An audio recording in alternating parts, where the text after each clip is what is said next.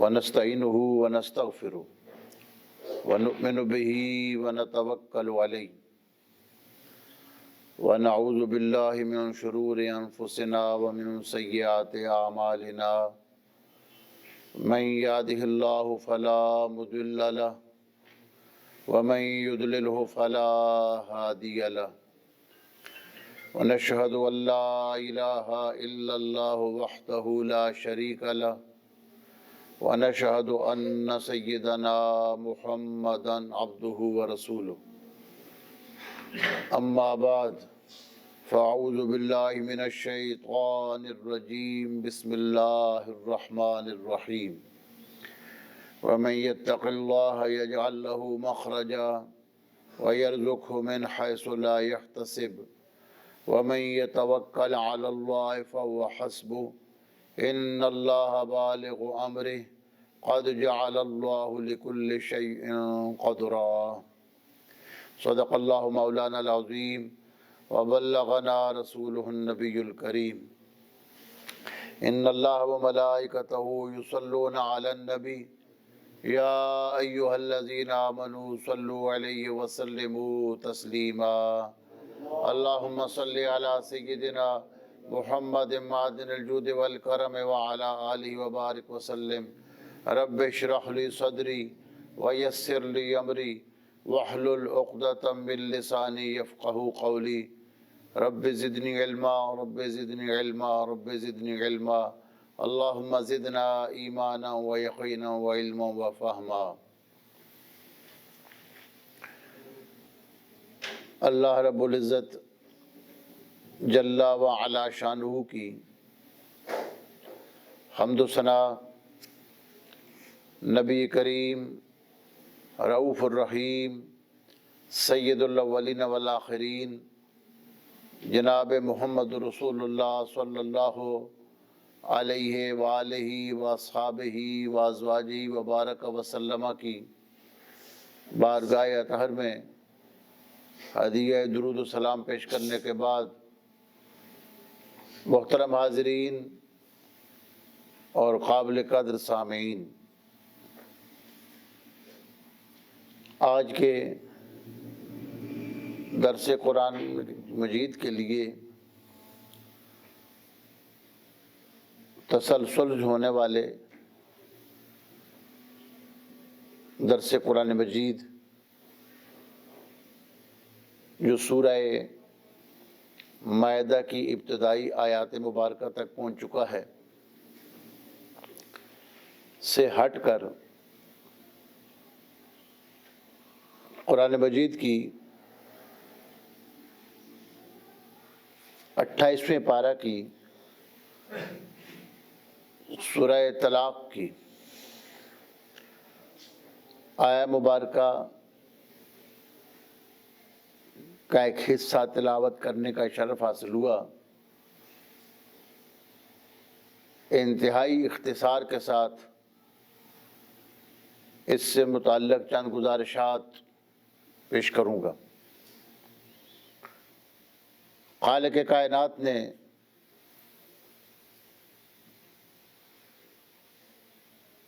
عائلی زندگی سے متعلق ہدایات ارشاد فرمانے کے ساتھ ارشاد فرمایا وَمَن يَتَّقِ اللَّهَ يَجْعَل لَّهُ مَخْرَجًا وَيَرْزُقْهُ مِنْ حَيْثُ لَا يَحْتَسِبُ وَمَن يَتَوَكَّلْ عَلَى اللَّهِ فَهُوَ حَسْبُهُ إِنَّ اللَّهَ بَالِغُ أَمْرِهِ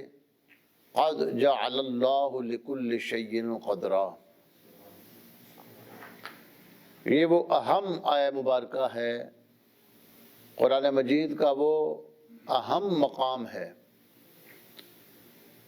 مستدرک حاکم کے اندر یہ حدیث مبارکہ موجود ہے۔ حضرت معاذ بن جبل رضی اللہ تعالیٰ عنہ فرماتے ہیں کہ ایک دن حضور صلی اللہ علیہ وآلہ وسلم نے مجھے مخاطب فرمایا اور میرے سامنے قرآن مجید کے اس مقام کو، اس آیہ مبارکہ کو تکرار سے تلاوت فرمانا شروع کیا، یعنی آپ اس کو ریپیٹ فرماتے رہے بار بار۔ وَمَن يَتَّقِ اللَّهَ يَجْعَل لَّهُ مَخْرَجًا وَيَرْزُقْهُ مِنْ حَيْثُ لَا يَحْتَسِبُ وَمَن يَتَوَكَّلْ عَلَى اللَّهِ فَهُوَ حَسْبُهُ إِنَّ اللَّهَ بَالِغُ أَمْرِهِ قَدْ جَعَلَ اللَّهُ لِكُلِّ شَيْءٍ قَدْرًا۔ تو کسی ایک آیہ مبارکہ کو، قرآن مجید کے کسی ایک مقام سے چند الفاظ کو لے کر تکرار کرنا، بار بار پڑھنا، یہ حصول فیض کا ذریعہ ہے اور سنت ہے۔ کبھی کبھی تو آپ صلی اللہ علیہ وآلہ وسلم رات کو نوافل میں ایک آیہ مبارکہ کا ساری رات تکرار فرماتے، وقت گزر جاتا، گھنٹے گزر جاتے، ساعات گزر جاتی، اور آپ ایک ہی آیہ مبارکہ کا تکرار فرماتے تھے۔ اور اس کی حکمت یہ ہے کہ جب آپ بار بار اس آیت کو پڑھتے ہیں تو اس آیہ مبارکہ کے اندر جو نور ہوتا ہے وہ آپ کو ملنا شروع ہو جاتا ہے۔ مثلا اگر کوئی رب اشرح لی صدری ویسر لی امری واحلل عقدۃ من لسانی یفقہوا قولی، اگر اس کا تکرار کرنا شروع کر دے تو اس کا فائدہ یہ ہوگا کہ اللہ تعالیٰ علم کے لیے اس کے سینے کو کھول دے گا، مسائل کی سمجھ آنا شروع ہو جائے گی، اور پھر اس کی دوسری برکت یہ ہوگی کہ اللہ اس بندے کی زبان میں تاثیر ڈال دے گا۔ وَاحْلُلْ عُقْدَةً مِّن لِّسَانِي يَفْقَهُوا قَوْلِي کا جو سب سے بہتر مفہوم معلوم ہوتا ہے، جو اس کا سب سے بہترین معنی سمجھ آتا ہے، وہ یہ ہے کہ اللہ تعالیٰ زبان کے اندر تاثیر ڈال دے۔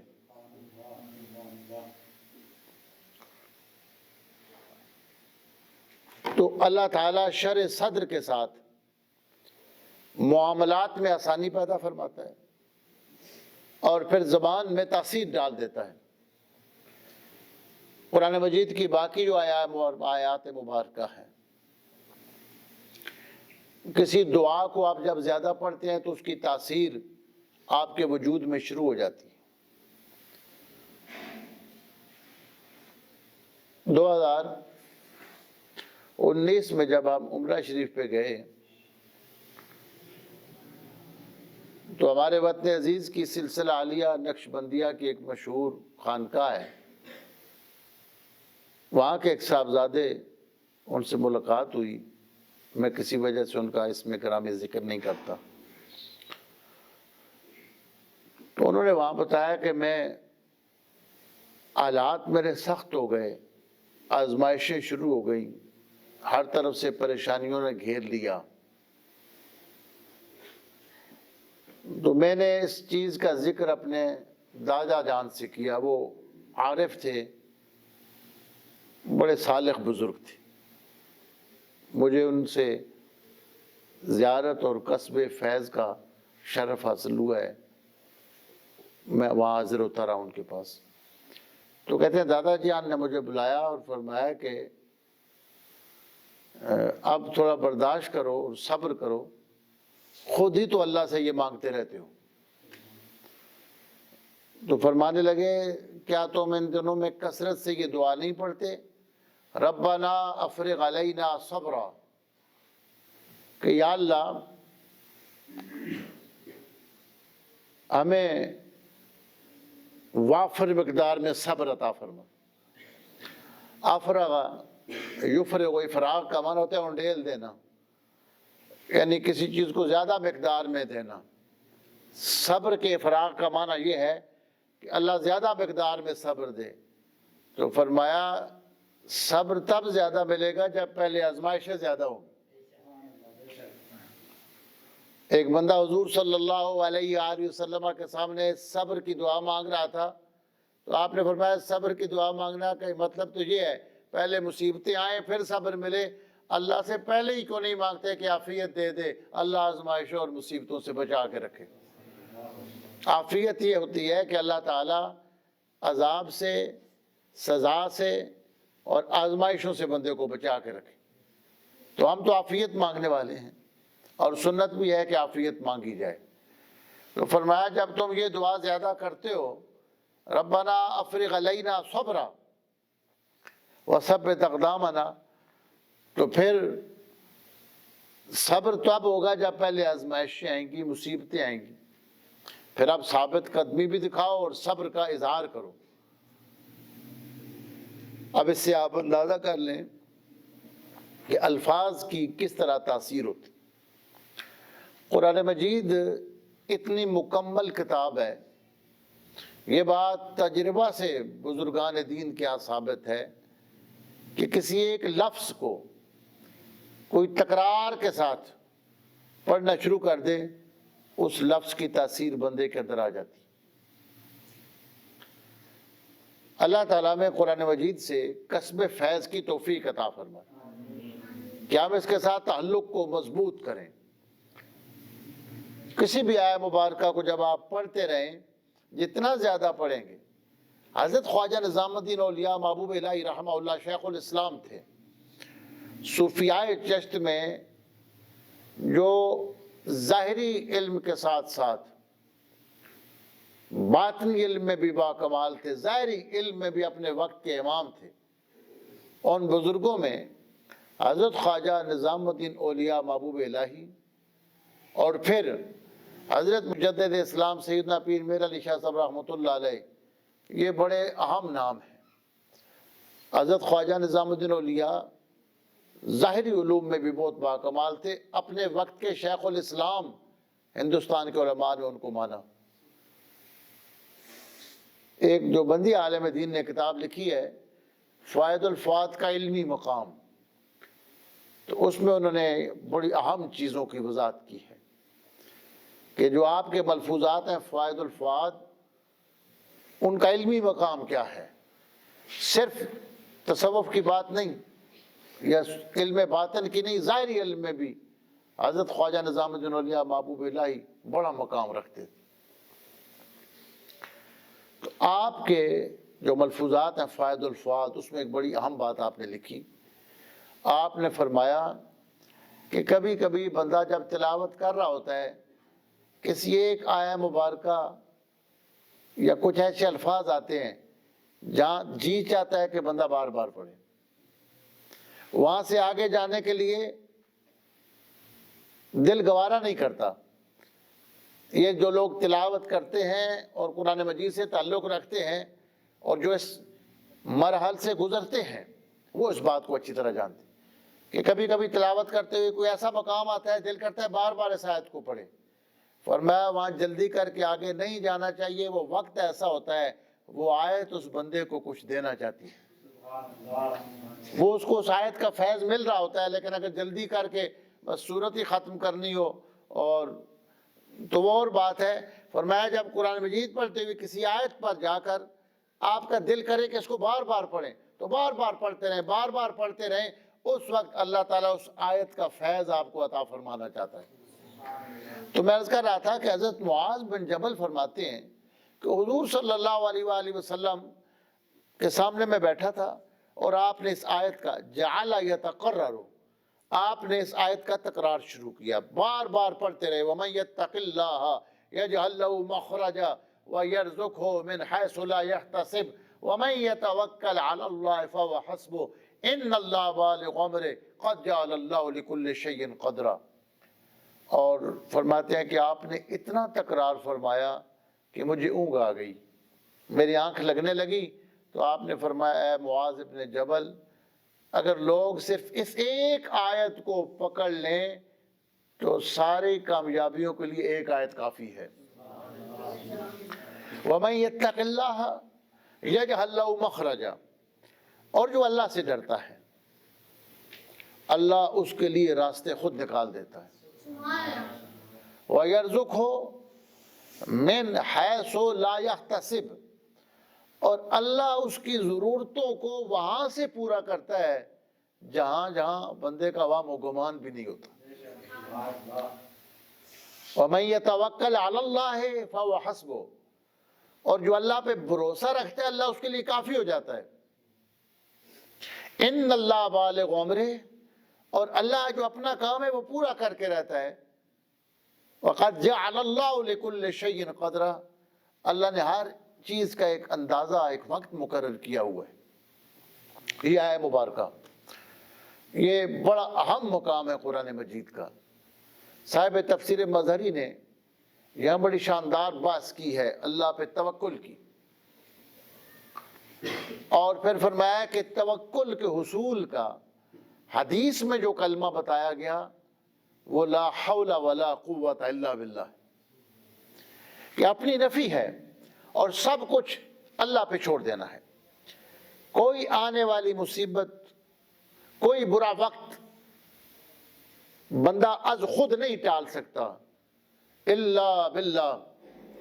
نہ بندہ کسی چیز سے بچ سکتا ہے، نہ کوئی چیز حاصل کر سکتا ہے جب تک اللہ کی تائید اور اللہ کی طاقت ساتھ نہ ہو۔ وہاں انہوں نے حدیث پاک کا واقعہ لکھا ہے، حضور علیہ الصلوۃ والسلام کے پاس ایک معاملہ پیش ہوا کہ ایک بچہ گم ہو گیا، اس کو اغوا کر کے لوگ لے گئے، تو آپ صلی اللہ علیہ وسلم نے اس کے والدین کو بتایا کہ لا حول ولا قوت الا باللہ زیادہ پڑھو۔ جب وہ پڑھتے رہے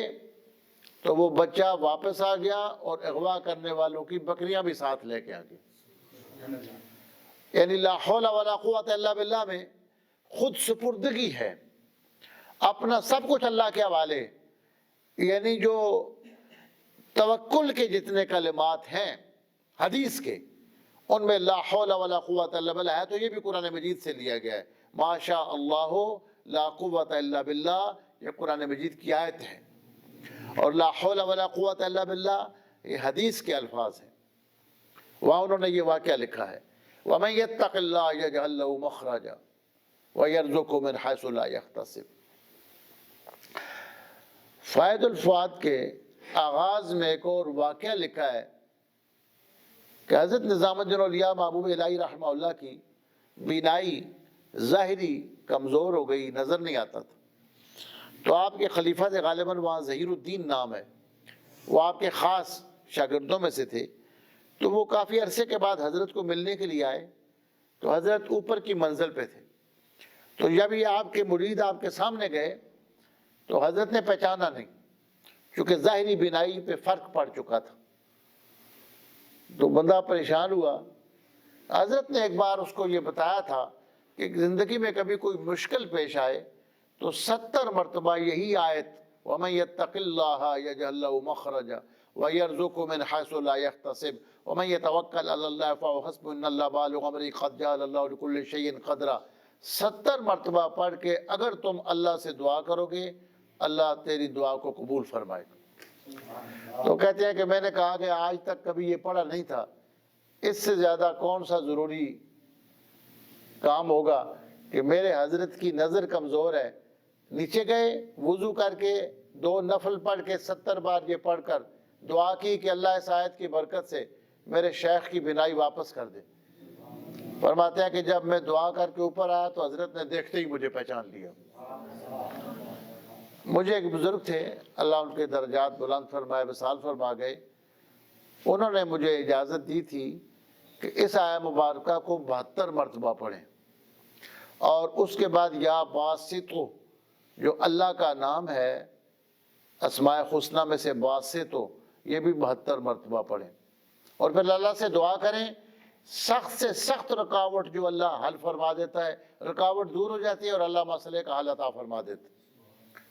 تو اس میں بات یہ تھی کہ باسط یہ اللہ کا نام ہے جس کا معنی ہے کھولنے والا، کشادگی دینے والا، اور باسط کے عدد 72 ہیں، تو 72 مرتبہ آیہ مبارکہ پڑھ کر یا باسطو بھی 72 مرتبہ پڑھ کے ان بزرگوں نے مجھے فرمایا،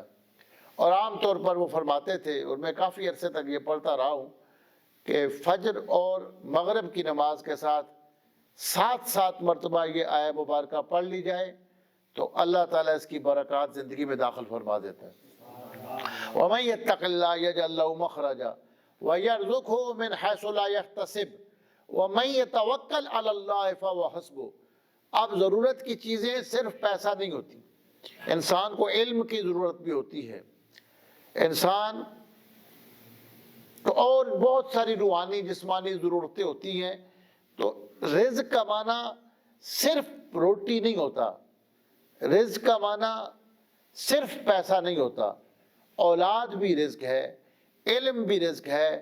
इज़्ज़त भी रिज़्क़ है, जायदाद भी रिज़्क़ है। फरमाया जो अल्लाह से डर जाता है अल्लाह उसकी ज़रूरत, हर ज़रूरत को अपने करम से पूरा फरमाता है। वह यर्ज़ुक़हु, और अल्लाह उसकी ज़रूरतों को वहाँ से पूरा करेगा, मिन हैसु ला यहतसिब, उस बंदे को वामो गुमान भी नहीं होगा, उसके ख्याल में भी नहीं होगा कि ऐसे हो सकता है अल्लाह अपने करम से, अपने ख़जाने से उसकी ज़रूरतों को पूरा फरमा दे। वमन यतवक्कल अलल्लाह फहुव हस्बुह इन्नल्लाह बालिग़ु अम्रिही क़द जअलल्लाहु लिकुल्लि शैइन क़दरा। तो ये अल्लाह तबारक व तआला हमें ये तौफ़ीक़ अता फरमाए। आप में से जो लोग पढ़ना चाहें, मैं चूँकि मुझे इजाज़त है और इसको आगे बताने की भी इजाज़त है, अगर वो 72 मरतबा वाला पढ़ना चाहें वो भी पढ़ सकते हैं, और अगर फजर और मगरिब के बाद 7 मरतबा पढ़े ये भी पढ़ सकते हैं। फिर आप देखें कि अल्लाह ताला किस तरह आपकी ज़रूरतों को ख़ुद पूरा फरमाएगा। ये हमारी ज़िंदगी में ये चीज़ चूँकि शामिल है, और हमने अपनी ज़रूरतों को चाहे ज़ाती हों या अपने मुतल्लिकीन की हों, उनको ऐसे ऐसे पूरे होते देखा है कि बंदा खुद हैरान रह जाता है। चूँकि अल्लाह ताला जब अपने करम से, अपने ख़जाने से बंदे की मदद फरमाता है तो बंदे को पता ही नहीं चलता कि कहाँ से मदद हो रही है। हमारे उस्ताद गिरामी फरमाते थे कि जो अल्लाह के जो बंदे हैं उनको खुद नहीं पता होता, अल्लाह कहता है कहाँ से ज़रूरत पूरी हो रही है, वो दूसरे को कैसे बताएंगे कि मेरे काम कैसे चल रहे हैं। वमन यत्तक़िल्लाह यजअल लहू मख़रजा व यरज़ुक़हु मिन हैसु ला यहतसिब। ये सूरह तलाक़ की 3 नंबर आयत के चंद अल्फाज मुबारक हैं। तो कुरान मजीद के जो अल्फाज हैं, पूरी सूरत का तो अपना एक फैज़ होता है, एक एक लफ्ज़ को जिसने पकड़ लिया अल्लाह ने उस पर मेहरबानी कर दी। तो अल्लाह ताला हमें कुरान मजीद से इक्तिसाब फैज़ की तौफ़ीक़ अता फ़रमाए। वमा अलैना इल्लल बलाग़।